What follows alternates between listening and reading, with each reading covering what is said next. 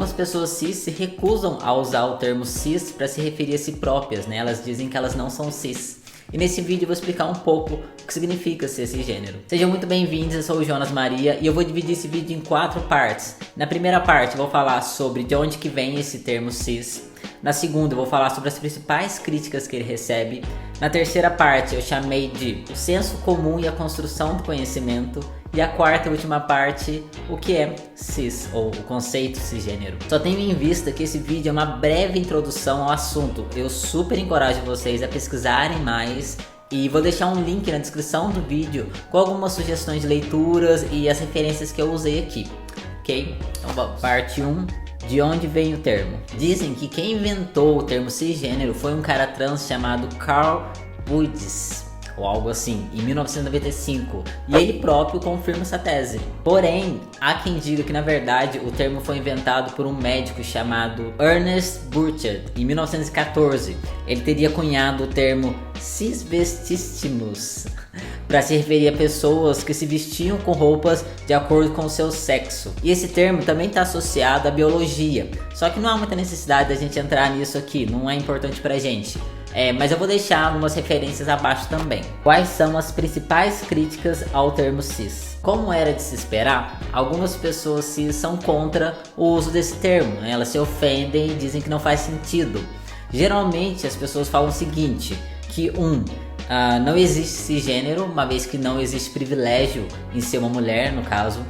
2. Elas não se identificam enquanto mulheres, já que gênero é uma construção social, né? Ele é imposto e não uma identidade. E 3. Elas falam que esse é só mais um termo para rotular as pessoas, né?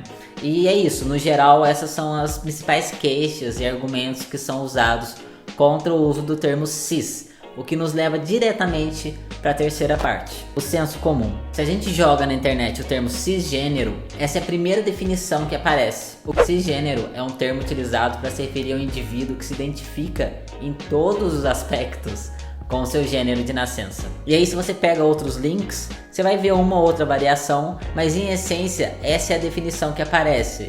É uma pessoa que foi designada homem ou mulher ao nascer e se identifica enquanto tal. E essa é a definição mais usada e mais popular. E eu não vou dizer que ela está necessariamente errada, mas o termo cisgênero vai muito além disso. E eu até diria que houve um esvaziamento desse conceito, como ocorre, por exemplo, com lugar de fala. Lugar de fala hoje em dia se tornou tão popular que por diversas vezes ele é muito mal interpretado. As pessoas acham que elas não podem falar sobre determinado assunto porque aquele não é o lugar de fala dela. E não é sobre isso. Só que nesse caso, essa construção do saber trans ainda é muito recente, né? A gente ainda está construindo e aprimorando os nossos conhecimentos, os nossos conceitos.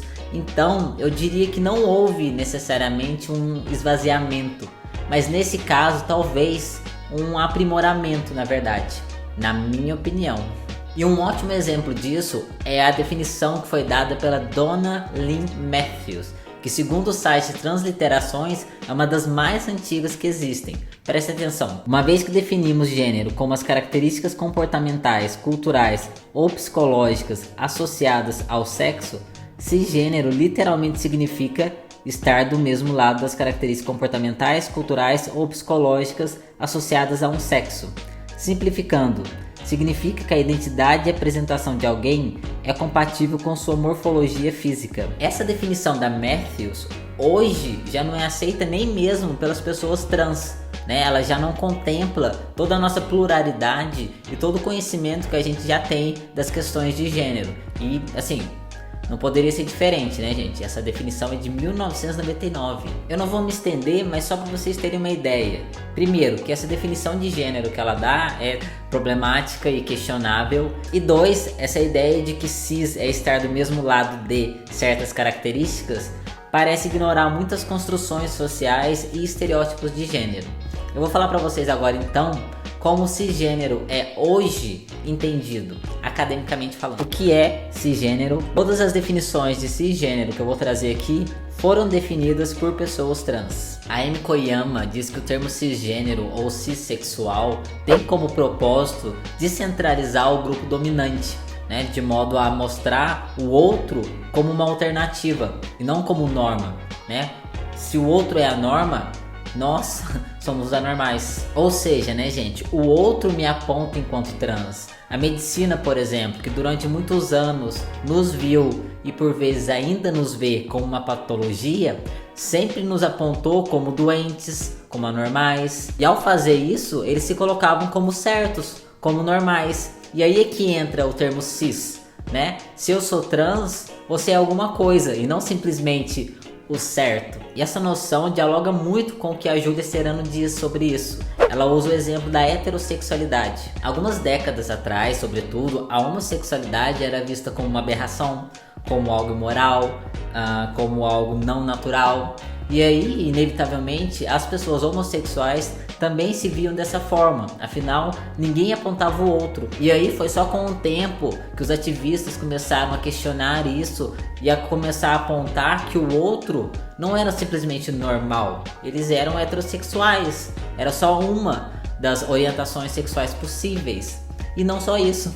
Eles começaram a perceber também que os heterossexuais eram privilegiados em alguns sentidos em relação às pessoas homossexuais. Afinal, eles podiam se casar legalmente, eles podiam adotar crianças, eles podiam demonstrar carinho em público sem ficarem receosos de serem atacados e tal.